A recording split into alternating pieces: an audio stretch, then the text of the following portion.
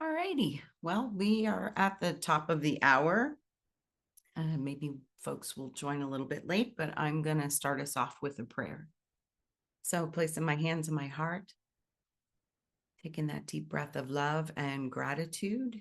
So grateful and thankful to be the two or more who are gathered in the name and the nature of love. Grateful for our willingness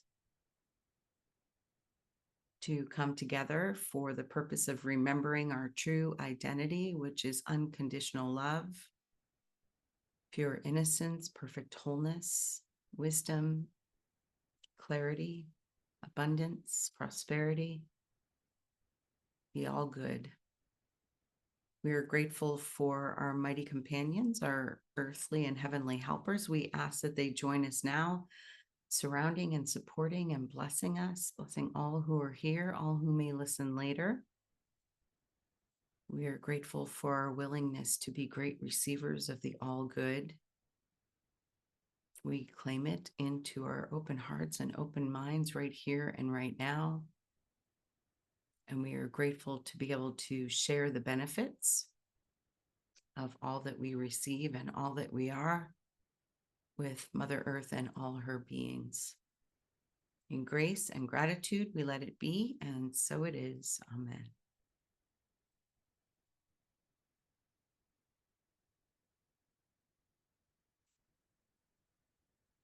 So maybe I will be the only one here today. That's okay. So we are in chapter 9, the plan of forgiveness. And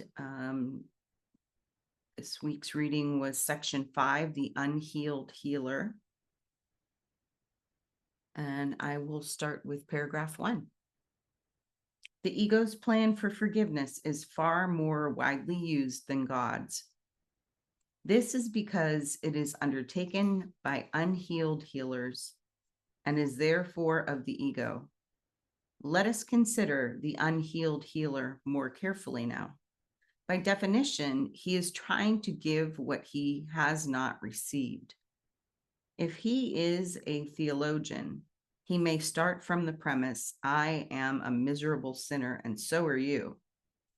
If he is a psychotherapist, he is more likely to begin with the equally incredible idea that he really believes in attack, and so does the patient. But it does not matter in either case. And I'm just going to check this real quick to make sure. Yeah, I'm in the right. Okay. Just doubting myself for a second there. So the examples that I was shown from this past week has to do with where I feel I have healed, where I'm operating from a new shift in my consciousness and in my thinking.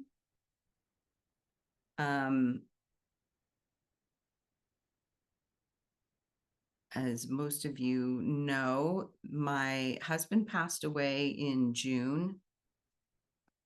And so I have been considering the holidays. Hi, Dana. So I was saying after reading the first paragraph, where Spirit led me to demonstrate this in my own life this past week is facing the holidays, including what I was kind of surprised about how it would affect me, Halloween, believe it or not. So in the past, in the long time past, Halloween was a big deal at my house.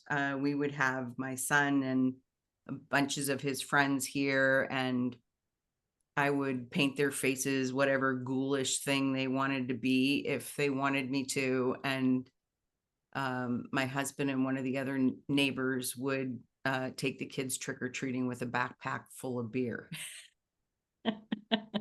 And I would hand out candy here. And so my son has these really fond memories of Halloween being a lot of fun and a lot of family time. And as I've gotten older, our neighborhood has shifted to there's like hardly any children in this neighborhood, and it's very dark. We don't have any street lights for a block in either direction. And so we don't get a lot of trick-or-treaters. So what we've been doing for the past 4 or 5 years now, well, it would have to be 4 years, is going over to my son and his wife's house because they live in a very family-friendly neighborhood right across the street from a park with a playground, and they get a ton of kids. So we would go over there and hand out candy and all that, and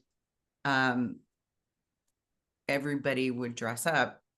My husband never wanted to dress up, and I was like, I would much rather look at the kids' costumes and stuff. So we bought, I should say, t-shirts that said thing 1 and thing 2.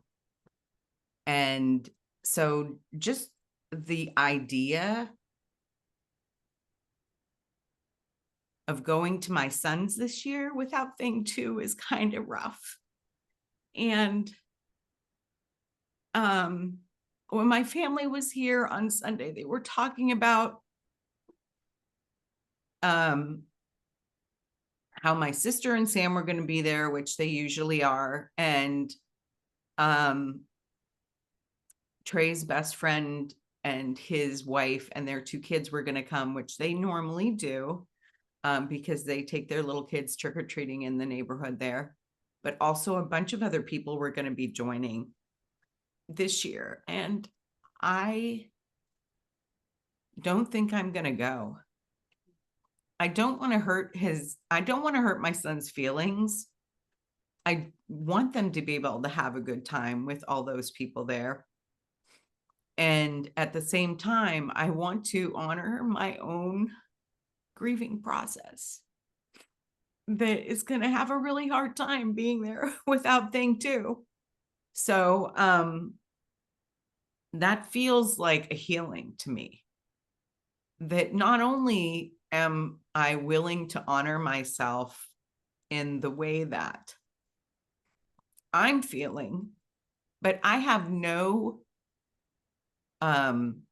animosity or no sense that they should not have a good time. And that is huge, because I come from a long line of mothers who made their children feel guilty for stuff. My mother did it. My grandmother did it to my mom. So anyways, so it just felt like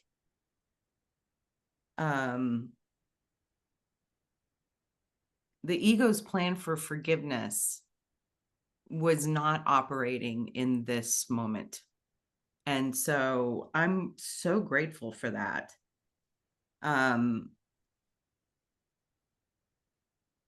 It feels like a new factory setting in my personality. So anyways, that's where I'm starting us off. If anybody would like to share anything that they got or respond in any way. If not, I'm happy to go on because I know you both joined late and it's okay. No worries. Well, one, I just want to affirm, like, if that's what you feel, led to do, it's 100% okay. Yeah. And I love that you can recognize, like, your own feelings in that and what you need, and that it doesn't have to affect anybody else. And that you can, like, see that as growth, that, like, you can honor your feelings in your grief and as a mom. And, like, that's really hard. I sometimes struggle with, like, what's the appropriate response as an adult and as a mom in front of my children with things. Yeah. And I just had a situation yesterday where I was super activated and in front of, like, my child's friends. Like, I had them over for a little mini Halloween party.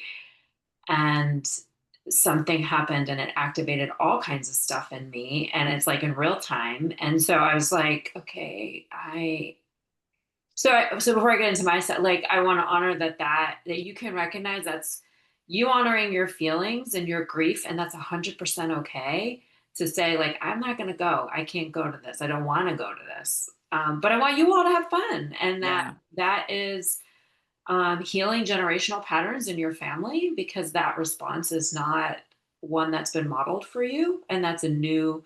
I like that phrase, a new factory setting. Because I'm working on that myself. I had all these little from like 9 to 11-year-old girls over yesterday. They were off school, and I hosted them for like a mini Halloween gathering, and had bat and pumpkin raviolis for lunch, and Halloween cupcakes and candy corns for dessert, and we did Halloween crafts and all this sort of stuff. And so at one point they were into their crafts in the dining room, and I went upstairs for a while, and I come down, and my daughter burst into my room, and because I was reading up there, and she's like, the iPad, so they somehow, well, I kind of have a sense now, but like they like shattered our iPad screen, like shattered it. And I was like, all my feeling, like all my, and I know I'm working on healing, like, some generational stuff around lack and limitation and poverty mindsets. And so my like something that's very activating for me is when there's unnecessary spending, like when you get a speeding ticket, like it's just a poor choice that now has cost me money that I didn't need to spend, and I'm not even getting anything for it. Like this is like now I'm paying for this ticket, or this, like this, and I didn't even know it had been brought out and why it was outside. And so I'm like super activated in the moment. I'm not happy. And I shared that like with my daughter in front of her friends that like, yeah, why was this even outside? You didn't ask permission. And this $500 thing just got like, like it's unusable now. And I'm not sure how much it's going to be to fix it. And I was really not happy. And so, and then through the course of the evening, my husband and I figuring out, how do we handle this? This is like a challenge. And what, my daughter was not the one who directly broke it. She brought it out. And so it's just like awkward. And I was like, I don't even want to deal with this. This is what I said to my husband. I said, I just wanted this to be a nice little gathering. And I prayed about it. God, please let this be a good thing. Just a nice day where there's not a lot of drama and nothing, and here we are. And it took me all evening. I was annoyed. I was even annoyed this morning. I was like trying to work through my feelings. And so, and I hadn't read this section until later this morning. And so I'm working through my own healing of this. And I know I'm activated. So I know that there's stuff coming up for me. Like I know that. And I'm like, okay, God, like, Yeah. I don't want to feel this way. Help me. I can't, like all yesterday, I took like 2 walks. I was like, help me see this differently, because I'm really frustrated that I even have to deal with this. Cause now it's an awkward thing with the parents. And one of the parents reached out to me, and I'm like, I don't even want to have to do this. I don't even want to have to deal with like figuring this out. Right. And so I think we have a plan, my husband and I, of how we're going to handle this and reach out and stuff. But it's just, yeah. So like, that factory reset, I really like, I know this is a lot of my own stuff around um, finances. And Daniel my whole life has told me, it's like, you grew up in the Depression, Dana. Like I save everything. I'm very like, I don't, and there's different reasons for that. Some of it is like a financial mindset, and some of it is just I hate waste, and I'm very green. And I just think there's too much consumption and waste in the world. So, I mean, so there's a lot of reasons for it, but,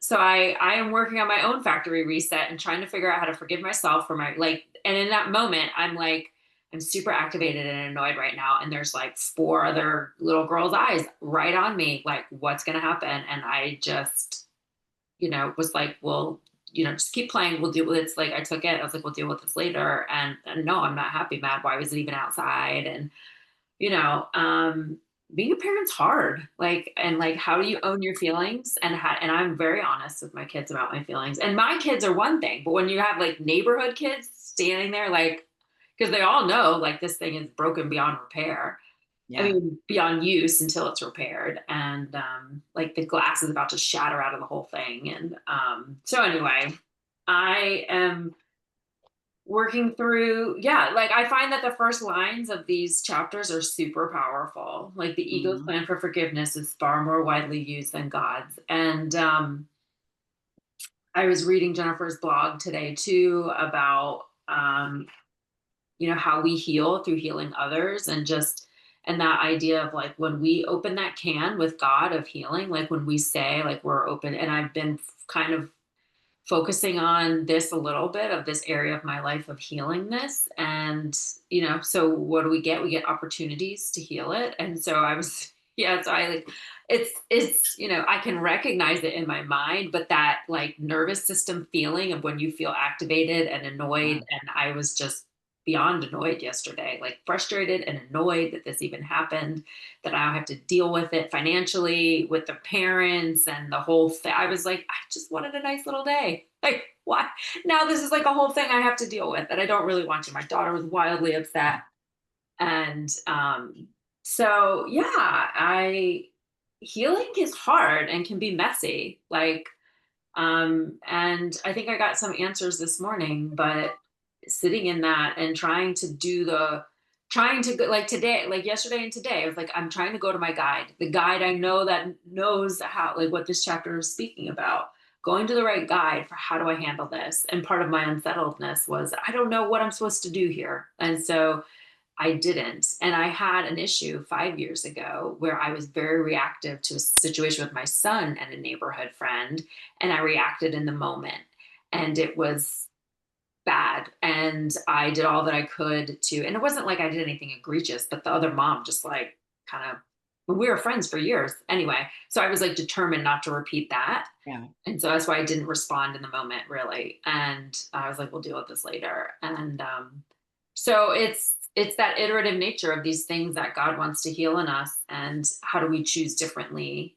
And I was sitting having my quiet time this morning reading this and reading Jennifer's blog and thinking, okay, I'm in a better place. And so I was like, all right, Dan, it's been like less than 24 hours, maybe less than 20 hours it took you to like get back to like a stable, not like actively annoyed place. So I was like, I guess that's progress. Where like in the past, maybe I would stew on this for a long time. Yeah. And so that I'll just say this last thing too, like Jennifer's thing of like, you're willing to be willing. Like, so that was yesterday. Like, I don't know how this is going to work out. And I was like, I dropped a few bombs, on the walk with God. I was like, not happy. And like, also like, help me figure this out, because I'm Yeah. just annoyed that I even have to deal with this. And which is acceptance, right? Acceptance for what happens. And, and then waiting and like waiting for the spirit to. So yeah, it's like it's also lovely when we read it, but then when you're actively in the middle of it, like you and your situation or me and mine, it's like, okay, what are we really going to do here? And that is messy. But I am. And even yesterday in my upset, even when I was like, and I think I could step outside it and know that this, I am like actively upset about this, God. And I don't want to be. So help me see it differently. Help me feel this differently. Mhm. And sometimes for me, that's the frustrating thing of like, I can see that it's happening, but I'm having a human emotional response to it, like a nervous system response, or, whatever. When something happens, like the thing with my family member, like I was active, like when that person was saying all these things to me, my nervous system was going crazy and I was actively like physically anxious. And so I'm at that point now in my own growth and awareness that like I can step outside myself and know that this is happening and I don't desire this. And there is a better way, and I'm not in a place to like have that clarity. Like I'm not there where like Jennifer's like unbotherable, like that story about her closing her finger in the door and not Yeah. communicating in the moment. I was like, yeah, no, I definitely have my reaction in the moment, but it wasn't as bad as it would have been in the past, and it didn't last as long. So I guess that's growth. Right? In certain Yeah. areas it does, it affects you differently. But yeah, this whole chapter speaks to that plan of forgiving myself, forgiving that kids that it happened, forgiving myself for the reaction, that I'm not completely unbotherable yet. These things still do affect me in a human way, but I can step outside it. I can seek the guidance of the guide who is true and real, and not try to do this out of my ego. Um, and not let my ego mindset, like, of worrying about unnecessary spending and the money. And, we're already like extended this month. And I'm like, so all that, like trying not to go there. So anyway, sorry. I was like, today, I was like, I'm going to go on and just sit and not die. And of course, when there was nobody here, I get out and I was like, oh, it's just me. Okay. I was like, I'm just going to be in the background today and just sit in my feelings while they talk. But so I didn't have a specific share, but I mean, like in terms of like a section, like the whole thing speaks to it, right? Of the willingness to heal and the way that that healing happens, and who do we seek as our guide. And when we open that can with God, be prepared, because like then it's gonna happen for you to be able to do these things, to work through these human feelings, past these human feelings to the truth of what is real, right? Like the iPad doesn't matter. And Yeah. of course I had to tell my daughter that, right? And I was repeating to my daughter what my mother said to me my whole life. It's just a thing, can be fixed. It's not more important than you. It's not more important than your relationships. So we Right. we have to get over that. But in my head, I have to get over the financial part of it. That's hard for Right. me. And then it brought up all other it was like this train of like all this other stuff for me, my career stuff that I'm working through right now. I was like, great. Like, and feeling a little, all my feelings about not having more money that I'm bringing in because I'm not working at the moment and not on contract. So, all those things. I was like, okay, God, this is like a whole, let's just open it all up today. Yeah. It's So, interesting how it all attached, because when you were talking about that, I was thinking to myself, oh, in my past personality iteration, I would have wanted to hold somebody accountable for this. Like, all right, who's the one that actually broke it? Because they're the one that's going to have to pay for it. yeah, well, we went through that. Like we started, and we started like, and my daughter this morning was like, because I said, well, you brought it outside, Matt, and it shouldn't have been outside. And so she's not the one who actually handled it to break it, from what I can gather. Right. But then this morning she kept asking me, well, did I break it? And I said, Matt, multiple people had a part in it getting broken. Right. And she was like, but did I break it? I said, I don't think you actually, what you did broke it, but you had a part. You brought it outside onto the concrete porch, which it Yeah. should not have been out there. And then another friend, I think, had a part. And so it's this, and this is where it gets messy, where it's like, I'd like to say like, and I kept hearing in my mind yesterday, Dana, like, let go of blame and shame. And like, you know, I don't want to blame. And so that's when we haven't done anything yet, because my husband, we were talking about it last night, and I'm like, to what end am I sending this text to parents? Like, to what are we wanting them to do? Like, because I can tell my husband for a moment was kind of like, well, if this other child's response, and I get that. And so I'm trying to balance the spiritual and the human, because Right. also like I'm a parent who's to teach my child responsibility. When you have a part in something, you own it and you got to make it right. And so do we give that up? Do we like, so I think we have a plan for how we're going to like handle it, but it's all messy, and it's even that. And I'm like, ugh. But there was that tendency to be like, you did this. And that was me 5 years ago. Was I jumped to some conclusion. And my son was wildly upset and it didn't go well. And this time I was like, I'm not doing that. And I'm not looking to blame anybody. We just have to accept this has happened in our house. It's our thing. And we're going to have to, now if they want to offer to like contribute, hey, that's great. But, so these lessons can be challenging in the real world. Like, Yeah. yes, there is that human tendency to find out who actually, and my daughter asking me today multiple times, she didn't like my answer. She kept saying, you didn't actually answer my question, Mom. I said, but I did. Did you actually break it? I don't know that you did. You weren't handling it. Were you a part of it getting broken? Yes, because you brought it out. Yeah. Um, was it an accident and no one intended for that to happen? Of course, but it happened, and we need to Yeah. learn our lessons from this and make better choices. So, Yeah. anyway, yeah. Yeah. Yes, so I had those feelings too, and I had the thought, like, let go of shame and blame, Dana. Don't, it doesn't, you don't need to worry, we don't, Yeah. that's not helping. Like, blaming anybody isn't gonna help with this situation. Yeah. Which is so counter. It is so counter in Right. something like very tangible like that, where it's like Yeah. this tangible thing. Um, but yes, I had to, I think that was some of my angst, was wanting, like, I'll tell you, this one thing brought up a lot of stuff for me yesterday. My brother is on here and I can share, like, it brought up a lot of my feelings around me having to clean up my parents' mess that I've been dealing with for, and I'm at the end, I'm close.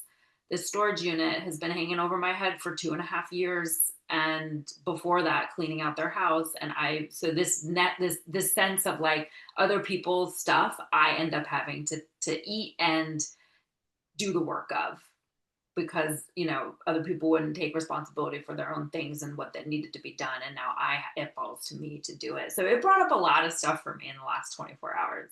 I was in my feelings a lot yesterday, but I'm working it through, Yeah. and I'm just trusting that I'm being guided by the right guide.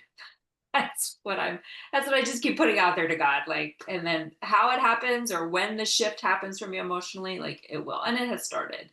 But it did, it brought up a lot of open things for me, that I'm actively working to heal. So, and I can recognize that. Yeah. That's why it's called spiritual practice, right? Yeah. It doesn't always mean it's pleasant, that's for sure. Yeah. I think you're doing a great job dealing with it as best you can and admitting that you're having a human experience. And Yeah. I was kind of chuckling to myself because I have an Amazon Fire, don't have an iPad. But I dropped it, so it was my own fault. And the glass shattered, and I just covered it with packing tape, and I'm still using the damn thing 2 years later with the covered with packing tape. Yeah. My So, husband, I cracked a phone. I dropped an iPhone a few years ago, and I lived with it. And it was cracked in the corner. It was still usable, and I taped it. But there yeah, was up in the top. So the rest of the screen was fine. And I used it like that for like 2 years. My husband yeah, he's not, he likes things to be, so we will have to, like, actually, I mean, like, it's like about to shatter out of there, all that glass. But yeah, yeah, so we'll have to, but yeah, I know. And it's almost sometimes easier when it's yourself. It is harder when you're trying to navigate, like, in children, I think, for me, in yeah, it, and trying to be the adult and have the lesson of love, and also the lesson of accountability. Like, if you yeah, have a part in this, you need to own it. And then, yeah. that's what we teach our children. And so me pointing out, Hmm. it's hard for her to face that. She's like, well, I feel badly. I said, well, but you had a role in it, and you have to own that role. Yeah, And what's the lesson in this? Like, I've told you before, we don't need to bring this outside. And so, like, that's a hard way to learn a lesson. And she'll be without it for a while, because we're not fixing it tomorrow. yeah, And that's part of the lesson. right.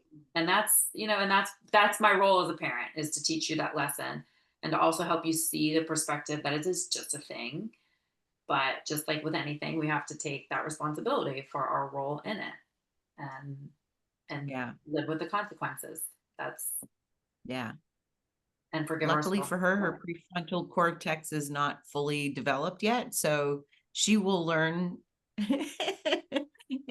She will have a good lesson to learn that she can store in that space, so that when it is fully developed, she'll know, Yeah. take responsibility for things. And she does. She felt horrible. I mean, my kids are little mini versions of me, so they probably take more responsibility than they need to in life, which is me. And Yeah, so that's why she felt so badly. She felt so horrible because she had a role in it. And I was like, well, yeah, that's life, and that is how we learn. And it stinks. And we both feel badly that this happened. And yeah, now we have to deal with the physical thing that has to be fixed, and we have to deal with the relationships that need to be, make sure yeah, that everybody's, okay. And that's what we're working on. So and forgiving ourselves. yeah. Yeah. So anyway, sorry, I Thank didn't mean you, for that to take so long. Dana. That's okay. I always look at it like she didn't do it on purpose. We don't, like, if you knew her, you'd be like, there's not a bad bone in her body. So It just happened. So it's like we were talking about last week, Linda, and we were saying like, so the dropping of we'll use that, the dropping of the iPad. That's just a thing that happened. It just happened. It doesn't Yeah. have any feelings, doesn't have any emotion. It's just something that happened Yeah. that maybe wasn't supposed to happen, but it did. Then it's like, okay, now that response ability, the ability to respond to what just happened, because the happening has no, it just is there. It's a static thing. Neutral. Now, what do we do? The Yeah. neutral event. So we were talking about this last week. Like I forgot what the subject was, but it's like things just happen, and then like what we do. Oh, this is what we're doing. So we put meaning behind the thing that happened, and there's no meaning behind it at all. Like literally none. No Yeah. meaning. It someone hits your car, a stone bumps up onto your windshield and cracks you. There's no emotion to that. Now it's like, okay, what now? It's almost like gremlin taming, like what now? Yeah. So what now? Well, I always go right to the, well, what now? Solution oriented, not like focusing on the problem. Now, yes, for your situation, Dane, there's children. So there's a lesson that needs to be learned as far as, but my first thing, if someone walked in with like a cracked screen, my first thing is like, is everybody okay? Nobody cracked their hands. Nobody got glass in their hand. We're all good. Okay. Now we're going to deal with the actual happening of what happened in my brain. That's how like I do. That's how like so. And my sister and I are very diametrically different when it comes to like money and stuff. Like my brain is like, who gives a shit? It's an effing iPad. For $500, you're going to get another one in relation to what we earned. Like it's not a big deal at all. Like that's everybody's healthy. Nobody got hurt. That's how I go about it. Now I know that she thinks that I'm too flippant when it comes to things like that. And she's probably right to an extent, but I don't put big meanings behind that. I'm like, well, you're going to have more in 2 weeks. Who cares? Let's just get another one, teach them the lesson that they need to learn about the responsibility of, hey, you shouldn't have brought it outside. So, yes, I'm not angry at you and any of the kids. I'm not angry at the kids. I'm not happy with the situation and the Yeah. choice you made. But I'm not And angry that's at what I said. you. I said, I'm not happy about this. Like, I'm not going to lie and say, oh, it's okay. It's Right. great. No, No, I'm but not you're not happy. angry I'm at just happy. them. You're not angry at Maddie. You're not angry at the kids. You're angry at you're at the situation is what you're Yeah. frustrated about. But you're not frustrated at them. Yeah. So that I guess is like in where my mind goes. But again, it's also easy for me to say it because it ain't my iPad and they're not my kids. Right. So, but But yes, it's you're what makes correct. Like, everybody different. well, and the idea of like everything is neutral. I mean, that's the neutrality. That's the course in Yeah. miracles. Everything is Yes. neutral. We give meaning to every event, Oh my God. Yeah. everything. So Hmm. yes, and I know that, and that's what I'm saying when I say I can step back and recognize that I'm annoyed about. Like, and I know why. It's just a thing, and like anything in our life, we give complete meaning to Yeah. whatever the thing is, and each of us, that's all we're here to do, is to heal all that meaning we make of everything that Hmm. makes our experience Yeah. like unpleasant for us, Yeah. Yeah. right? Like that's what we're doing. So um yes. Yeah. Like I Yeah. just like so yeah, like again, there's very I was my mother and I actually had breakfast on Tuesday or Sunday. We were talking about this, like our lives as a whole and like where we are. And I was like, Mom, very, very little like frustrates me, very little. If it's something that has to do with the family, like if somebody does something to our family or something happens in our family that's a big deal, yeah, that's gonna get me like gonna get me going. But like things that like if it's not something that's health related, and I was like, if it's not something that affects like a long-term outlook on life, hey man, like what do we need to do? Like where are we at? What's up? What's the next step here? And she's like, yeah, Yeah. Dave. She's like, I'm at that place. She said, I'm at that place where it's like I don't know that there's anything that really bugs me anymore. And I don't know. I've been very intentional, I guess, as my life has moved on. Have I made bad financial choices? Absolutely. And By bad, I shouldn't even say bad. You're at a fork in the road and I chose this way. And at the end of the road, it got me here. And I'm like, damn it, that was not a good decision. So then I'll walk it back to this fork in the road and say, all right, now I'm going to go that way. So I know that that way is the better way. Instead of resulting, which is just, well, the result of that choice going this way was bad. So then it was a bad choice. No, that's not the truth. You were here. I was here, bought a property, thought it was going to go here. It didn't. It went here. And I'm like, well, damn it, that was a bad choice with a bad result, I should say. So then I'm going to make a better one. So I have made choices that have not been serving to me financially, but this is going to preclude me from, or preclude, or what's the word? Prevent me from making another choice and doing something else. I'm just going to have more info to make a more informed choice. So yeah, and again,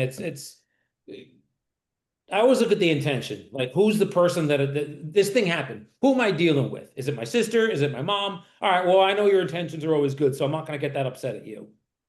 Is it my niece or my nephew, my friends, a few with them? Like, I know you guys all have an intention of love for me, so I'm not going to get, like, that's not, I don't go that road. Let's figure this out and talk it out.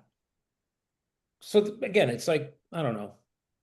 There's so many, to me, there's so many things that are more significant, but I've had a very, very different experience than my sister has growing up. I'm not a female. I'm not her age. I didn't have the emotional component that she has, didn't have the education she has. We were just diametrically different. And you could say I made a choice not to have the education, but it really wasn't. That wasn't my personality. She was way, way, way more book smart than I was, way more, and still is to this day. So our lives are very different because of that. So, and not one better or worse, just different. So she takes things differently than I do, and I take things differently, and things that I do annoy the shit out of her, and things that she do, I don't understand them. So, but that's what makes people different. I don't want a world of me's. It'd be a boring ass world. Yeah. Everybody was like me. I would say the same thing. If everybody thought exactly like me, that would be really boring. Yes. Yeah. Yes. I do have to say that the whole thing with the Halloween situation feels like it was a opportunity for me to learn, because I've been thinking about what's going to happen for Thanksgiving and Christmas. And I even mentioned that, I might like to talk about it because the family was here for dinner on Sunday. But we did not have that conversation, because a lot of times when we get together, some people drink a little more than I would like, and things get loud and obnoxious, and you can't really have a honest, meaningful conversation when people are like that. So it never happened. But what did happen was I got presented with the fact that there's going to be all of these extra people at the Halloween gathering. So I got to decide, what do I want? And, my next decision got to be, how would I like to react to that? So, I'm almost feeling like I don't really need to have a sit down conversation with my entire family about how I want the holidays to go, because they're going to go the way they go, and I'm going to respond the way I respond. And in the end, if I stay home and just watch a movie by myself, that's still okay. Sure. So. Do you host normally? No, I host Thanksgiving. I do host Thanksgiving, and I would still like to have them here for Thanksgiving. It's not going to be, it's not that big of a deal day with us anyways, because 3 of my family members out of the 5 of us now are vegan. So it's not like there's a giant turkey to deal with and all of that. Yeah. So, I still would like them to come for dinner, but like for Christmas, we get together, the day before Christmas Eve to make cookies, Christmas Eve and Christmas Day. And it's all hosted at my son's house now. Since my mom passed, they've been doing that. So for the last 5 years, that's been going on. But I honestly have no idea how I'm going to feel or react to Christmas. I feel like we've done that though in our family. Like everything just, we try to be like, hey, because we have, we have a sibling that can sometimes be challenging, but we're always like, all right, let's let's see what happens this time. Like it's very Yeah. organic. And Yeah. then sometimes It is and it isn't, because anytime for any holiday I'm here, like that we're in the Northeast, because my husband's from Atlanta, so we go down there for holidays. Then I host, then it's here. So most of the time. And so it's been yes, at your different house, since, that's true. yes. And it has, I will say, Linda, it's been different since my dad's passed. Yeah. And birthday. So the fall is birthday season for my family. My son was born in September. My daughter was born in October. Mm-hmm. And traditionally, we would have had like family parties and the whole family would come. My parents would come for the day and do the gifts and all that sort of stuff. Well, I haven't done that. Well, this year we didn't do it. And I think I didn't even do it last year. And now my children are older too. So like sitting around with they don't sit around with grandparents all day Right. anymore. And now my mother lives 5 minutes away. My father's not here. Yeah. And Daniel pops in as he pops in, and I, I'm having some distance from my other siblings, so we're not inviting them. And so this year it was different. Like we didn't do a family gathering for my children's birthdays. And some of the grief process for me, I would say, and I struggled very hard, and it happened out of nowhere. I didn't expect to. The first Thanksgiving, my father was gone. Yeah. We were here, so we alternate the major, like Thanksgiving and Christmas, and so we were home here, and I was supposed to be, and I hosted, and that I literally moved my mother into her new apartment where she is now the week before, and she wow. proceeded to give me all of her kitchen stuff. And so then I realized, like, and because she was done, like, then that's when it hit me, like, oh, like I had to pull out all the kitchen boxes that I had packed up into the storage unit, thinking my parents were going to a home. And then we were kind of trying to outfit her kitchen. And then she just took like a few dishes, a few pots, and then everything. I mean, my grandmother's baking ware, things. I mean, she was just like, well, I don't need that. And I realized, oh my gosh, like my mother is like not cooking or baking. And my mother cooked and baked like a lot. Like that was like, a thing. And it was like, and my father loved to eat. So he would come to my house and like eat all my food, just anything I made and what I baked. And I would say that was probably like, aside from like the week he passed, that was like the hardest time for me. For other things were going on too with my in-law family. I mean, just a lot, but I wasn't prepared for that.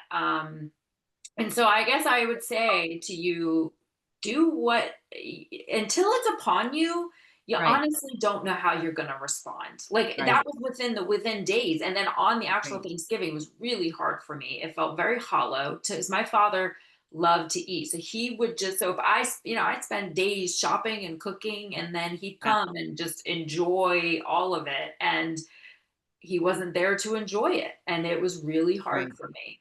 And, so, I guess I just share all that to say, like, part of the grieving process is grieving how these things are now different, and what was isn't anymore, and this idea of acceptance, right? Like yesterday was me accepting that this thing, I was annoyed. Yes, I wasn't annoyed at any child. My daughter didn't do it on purpose. Her friend didn't do it on purpose, but it happened. And I was annoyed that it happened and that I had to deal with it because I didn't want to deal with it. And so, but I have to accept that part of forgiveness is just accepting what is, right? Accepting what is and not resisting it. And part of Yeah. the grieving process was accepting how life is now different. And and sometimes it would just hit me and I didn't see it coming that, Yeah. oh, now we're okay. We're done. I'm no longer going to have my mother's cooking or baking anymore. She's like literally giving it all to me. So now it's on me. If I want to eat that thing that we've had in my family forever, I have to make it. Like Right. that was, and my dad's not here to enjoy it. And it was just like Mhm. so much change. Yeah. And it's okay. And I had a really hard time with it that first Thanksgiving. And I had Yeah. a really hard time my first Christmas when I was at my in-laws. And I my bet. mother got really sick that Christmas too. So, it just it like the phrase that I live with the phrase, it is what it is. Like that is Yeah. sometimes like I have to just take that. That's like it is what it is, Dana. So you have to accept it. It is what it is. But Yeah. that's part of that process of these unanticipated sometimes changes that you don't know till it's upon you and you're like, oh Mhm. God. And there's a part of you that's railing against it. You're like, I don't want this thing to end. Like, I don't want to now be the only one who's cooking and bake because I am the only one who cooks and bakes in my family. There are no wives of my Yeah. brothers who do it. No one else hosts. It's all on me. Now, my mother has given that up. So I'm like, okay, it's all me. If I want it, I'm doing it. And so whatever that thing is, right, that happens, whatever that change is, Yeah. it can be hard. And then part of that healing and forgiveness is accepting what is. And sometimes it takes time to accept that. So I guess I would just say to you, have your feels, have Right. your experience, and it's okay because there's like you don't know. And so I maybe think that that I was was your more, lesson from the yeah, Halloween experience to say, I don't have to anticipate how this is going to go and then Right. plan it because you may not know. And Yeah. hopefully it will unfold in a way that's very easeful and graceful for you. And that's what I'll pray for. Yeah. But there is just this like, yeah, maybe it's just let it be what it is. And then you do what is best for you and don't worry about the rest. Yeah. yeah. And I I was feel saying more, like, Linda, like it sounded like you were talking about when you said they sometimes drink a little bit too much and you can't really have like an adult conversation with it. And what I was saying with regards to our family is with one of our siblings, it's kind of like you don't kind of know what you're going to get. So it yeah. would just happen kind of organically. Like, all right, this Easter was a good visit. Then we go to like Halloween or Thanksgiving. Well, that could be something completely different. It's not something that we're able to like rein in and be like, hey, Yeah. I'm going to have this conversation with everybody before you get here to say that this is what we would let you. And unfortunately, it just, we can't have that. So I feel like God just kind of like, what will things will kind of enter a conversation and the experience, and then it's like, all right, let's see what happens today. It's almost like a child. Like you're going in there with like a child mind of like, I'm just gonna go here and see what happens, and whatever happens, Yeah. okay. And we're gonna deal with whatever or experience whatever it is at that moment. And then Yeah. once everybody's gone, you can what do we all do? We replay in our head the day, and then Mhm. what we could have done, what we didn't do, or what we did, and that we were happy about. Yeah. So that's a little bit more what I was um, kind of talking about. But yeah, alcohol can it usually, and the good thing about our us is it never really kind of got in the way, but it can when you want to have conversations or talk about things in depth. Yeah. It can cloud things. So yeah, it's because I wasn't here for the beginning part of what you were talking about. So Yeah. um I just find the like letting things kind of happen organically is the best for me, like the best way for me to experience life because then um it's not pre-planned. It's all spontaneous. And Yeah. it like we're God's children. So if we're Yeah. children, you're the father, we're the kids. Like we're supposed to live life and be in life as kids. And what are kids but like frolicking, happy go lucky, dropping iPads, doing things they shouldn't do in a given day. Like that's what we're supposed to be as adults, as kids, because you're the father. Yeah. So you're our father, we're your children. So I try to go into like any kind of a work or my play or a seller that I'm going to be listing their house. Like I go into it, very organically and spontaneously, and let's just see what happens here. Yeah. You know, I've hugged sellers when I've left because they wouldn't sign with me, and I could tell they were really angry or something was going on. I'm like, it's okay that you're not going to work together with me. Hey, can I just give you a hug? And then Yeah. like we'd hug.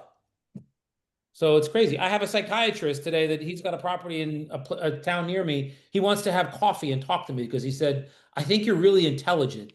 And he's Eastern European. So he's probably like Polish or like from like what's it? Not Belarus. Bulgaria. He had that accent, and his name is like a Bulgarian name. And he's in his 70s. He's Yeah. been doing psychiatry for 50 something years. No, psychiatrist for 50 something years. Yeah. And he like wants to have coffee with me. I think it'd be interesting to have coffee with. So I'm like, this is what I'm saying. Like you have I just feel like you have no idea, like in a given day, like what can happen. So I don't know. I try to do that. And I'm curious to hear like when you do have this, I guess it's Thanksgiving you're hosting or Halloween. Is it Halloween or Thanksgiving you were talking about? Both? Both? Thanksgiving I'm hosting. Well, Ah, my okay. son's hosting Halloween, and I Okay. probably will not go. That's what you were talking about. Okay, got it, got Yeah. it. Yeah. And there's like you might say, yeah, like there's nothing. It's like it's like last week, like when we are talking about grief, like people passing. There's no Yeah. book to what you're supposed to do at Exactly. all. So you do what is true for you in here, not in here, but in here, and you're gonna win every time. Yeah. Like every time. So good for Yeah. you. Yeah. That's like the ultimate choice. When you make a choice and it's from here, Yeah. that's like God's like doing cartwheels up there. I do feel a little bit though, like um often reminds me of when Rudy first got sick and I went to that Catholic women's retreat, and we were all focusing on women of the Bible, and the names that I pulled, the name was supposed to be a name, but I pulled Mary and Martha from the hat. So it does feel like a lot of times I'm in my Martha moment. Martha wanted to be preparing the food for all the people that were there, and she was concerned about, were they going to have enough to feed them? And there's Mary just laying at the feet of Jesus, listening to him talk, and Martha's Yeah. getting all pissed off because Mary's not helping her, right? And I'm thinking, okay, so in this moment where I had my family over and I had verbalized that I would like to talk about the holidays, and they're not going to be in any kind of position to do that. That's Mary that's ticked off about it, and it's okay. It's okay that I have that part of me. Yeah, of I course. Well, mean, and that's the part of me that, go ahead.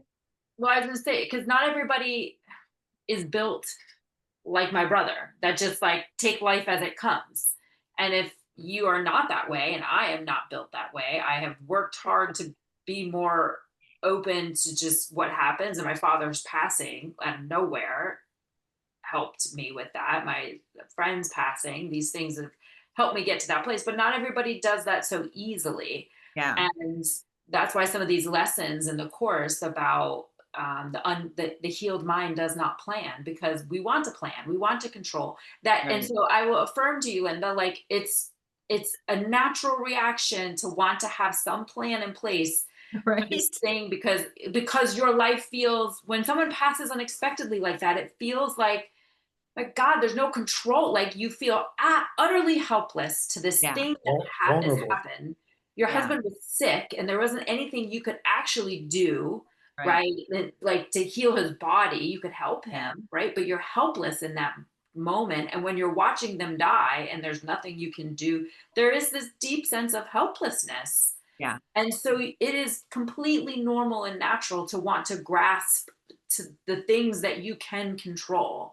Yeah. security. And so that was your moment of saying, okay, I'd like to, I'm thinking about that this is going to be coming, and you can anticipate that, and of course we don't want to anticipate the hard. We don't want to do that, right? But that's normal and natural to do that. And if that feels comfortable for you to even put some level of parameter around the day, or just to start having a conversation about it, it's natural and normal and okay. And Yeah. maybe there was a different plan. And so that maybe that is your lesson. And I can sympathize with that or empathize with that, because that is me.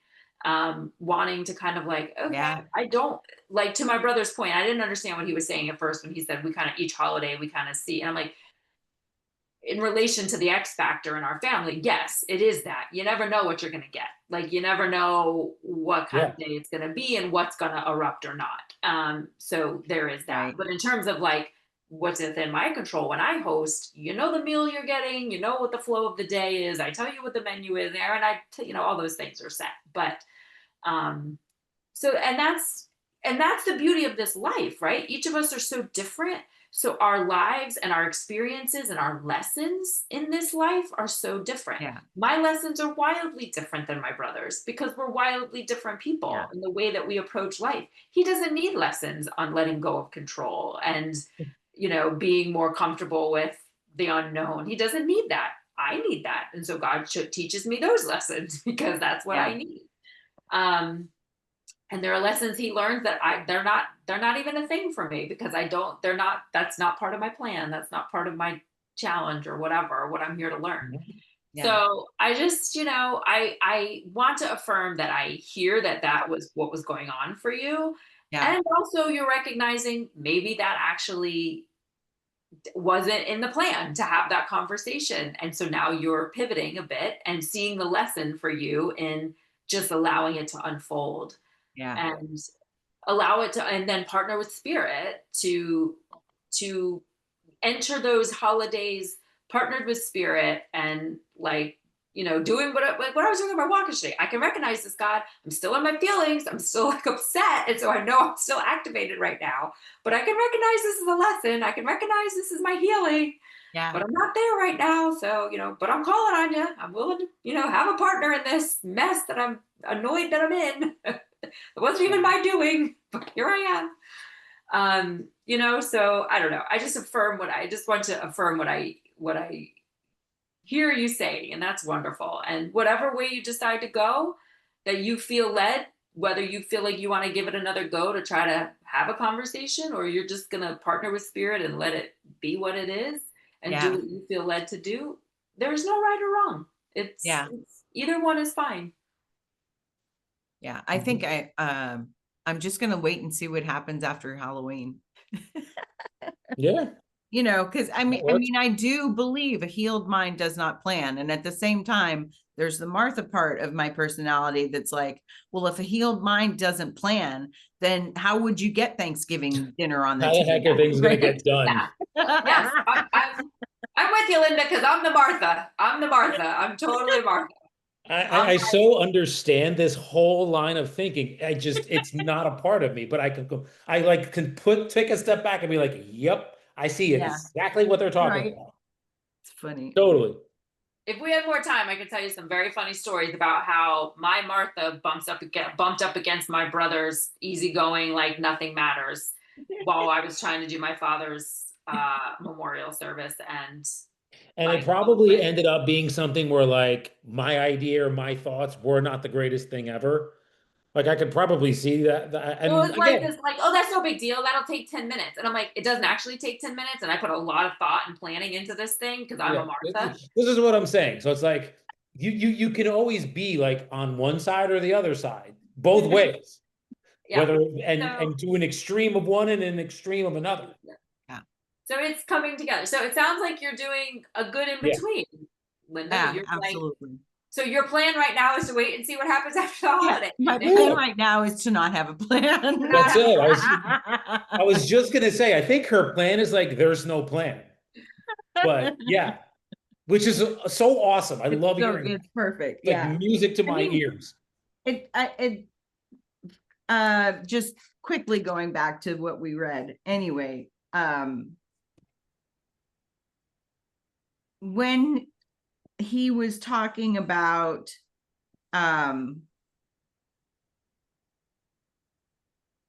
since light is misunderstanding, this is the middle of 7. A miserable sinner cannot be healed without magic, and an unimportant mind cannot esteem itself. Both forms of the ego's approach then must arrive at an impasse, a characteristic impossible situation to which the ego always leads. So my Martha mind that wanted to try and plan and prepare for everything, she's not going to be happy no matter what happens, because the bottom line is that Rudy's not here, period. And at the same time, she has no idea what actually would make her feel safe. She has no idea. Because you can put all your ducks in a row, but God's going to come and use a bowling ball and knock the damn ducks over anyway. So Yes. Yes. That's always the old joke. When you may want to make God laugh, tell him your plan. exactly. Yeah. Yeah. And So, that goes to like, I read and starred 10 because that's what that's the highlight of this whole chapter. The Holy Spirit's the only therapist. yeah. He makes healing perfectly clear in any situation because he's the guide. A human therapist can only let him fulfill his function. He needs no help in this. He will tell you exactly what to do to help anyone he sends to you for help, and will speak to him through you if you don't interfere. And I put if you don't interfere, and I was like your ego would be the one that would make it an interference. Right.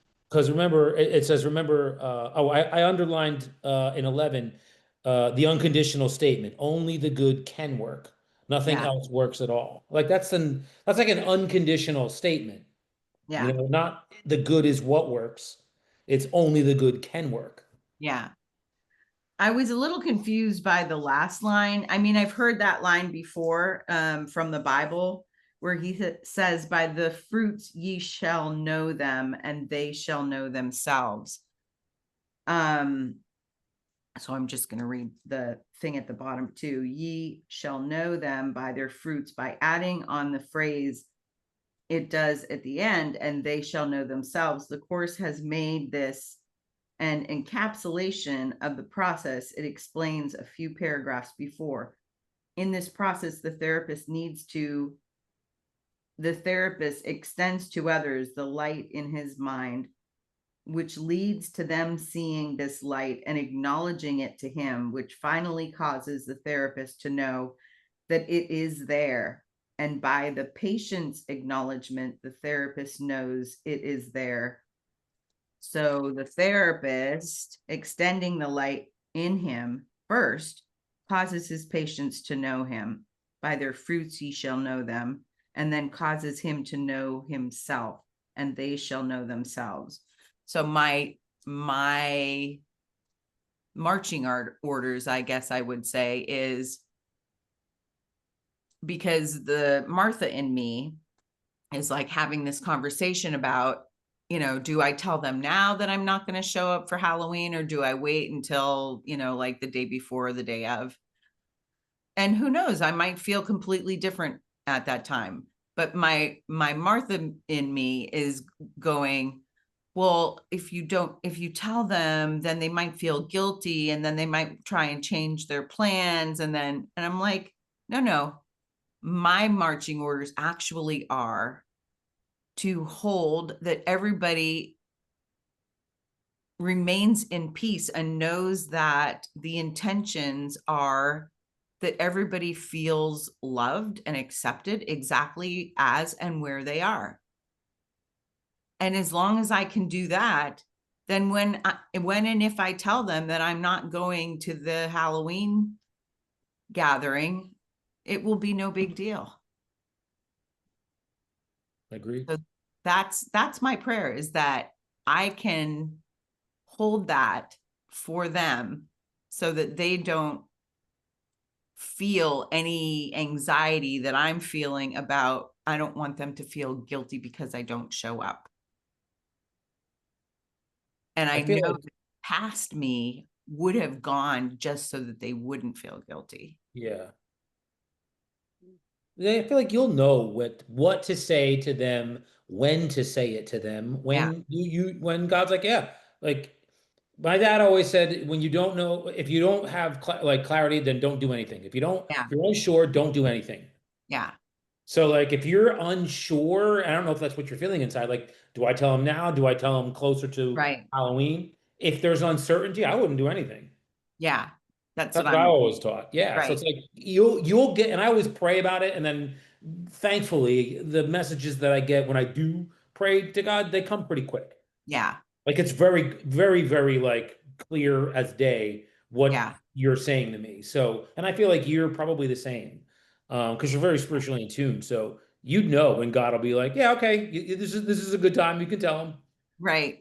Exactly. So if I'm not getting an answer, the answer is not right now. Yeah, that's Well, and that's I it. would say, and Linda, that's where I was. Like last night, I was like, like parents were texting me. Like one parent was texting me, like, and I'm like, I don't know how I'm addressing this. That's why I didn't even address it with the girls. Like I took the iPad, I went back upstairs. I said, continue your play. Like I'm not happy about this, Matt. And I addressed my job, but Yeah. like that was it. Like I didn't know, and I still was like last night. I didn't know how to address it, and I didn't feel clear. I mean, my husband and I went back and forth on it, and so like, so because I live by that too. Like like if I don't know what to do, I don't do anything.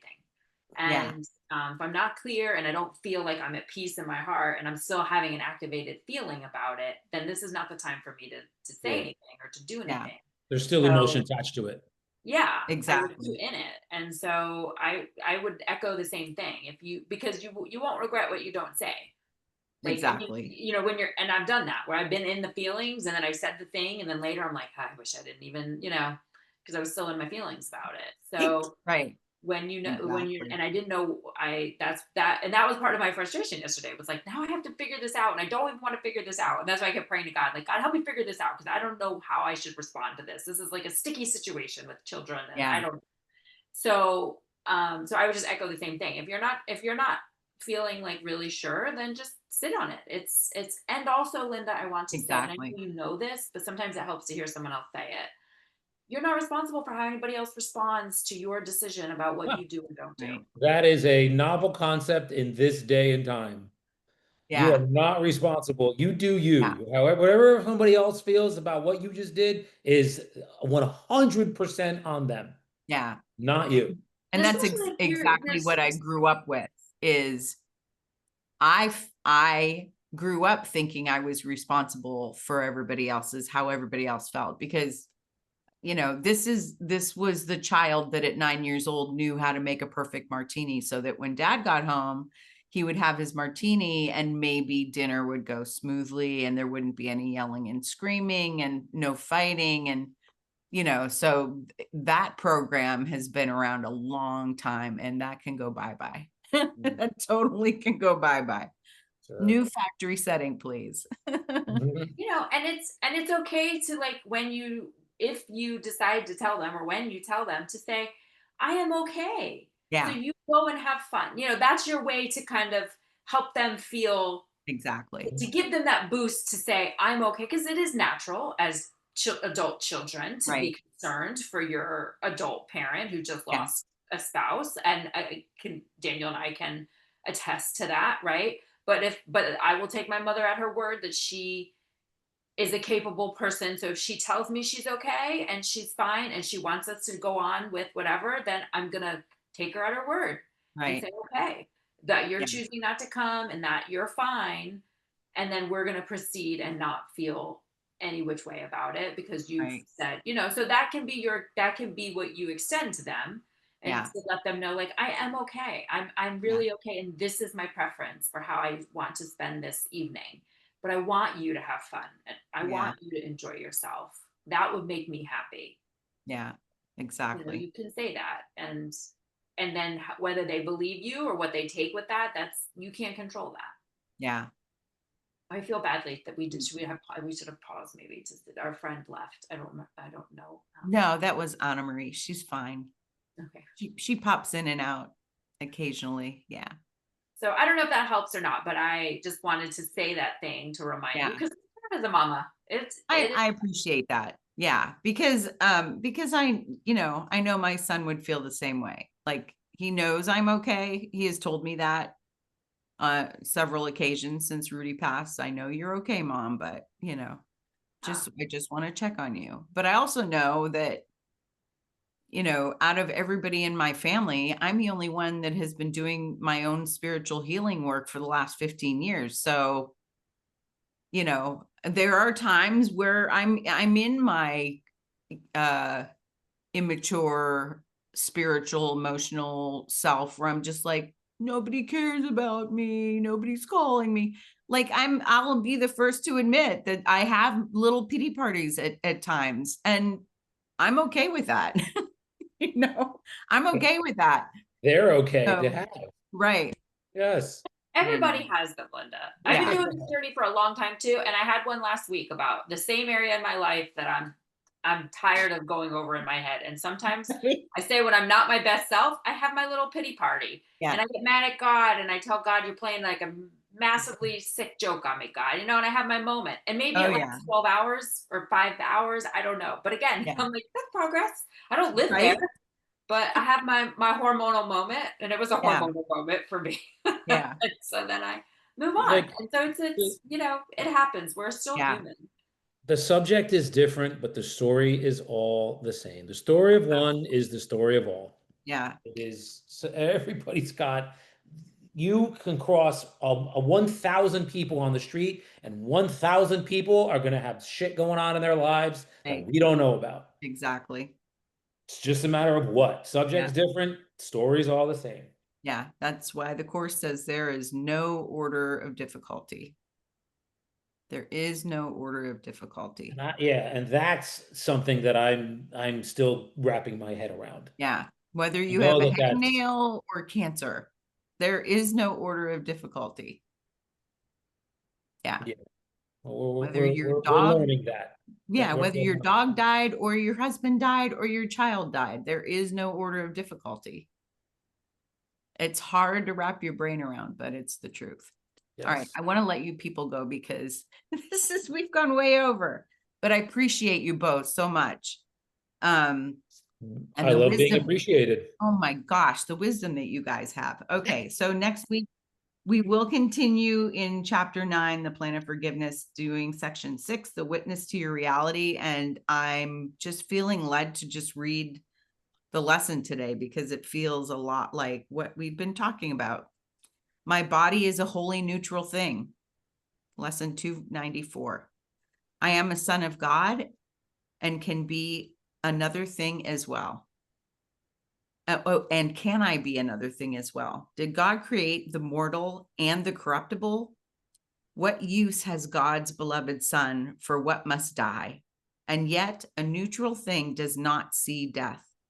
For thoughts of fear are not invested there, nor is a mockery of love bestowed upon it. Its neutrality protects it while it has a use.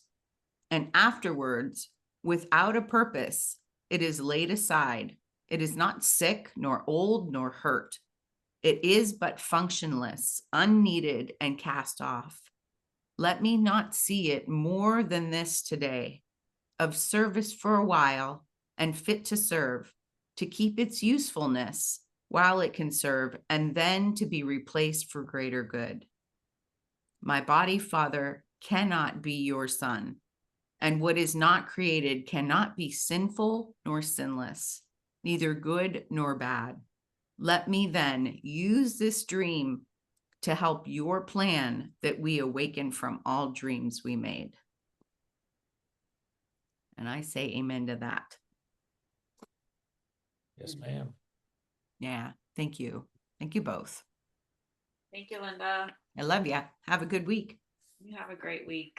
Love is mutual. See you guys next week. All righty. Bye for now.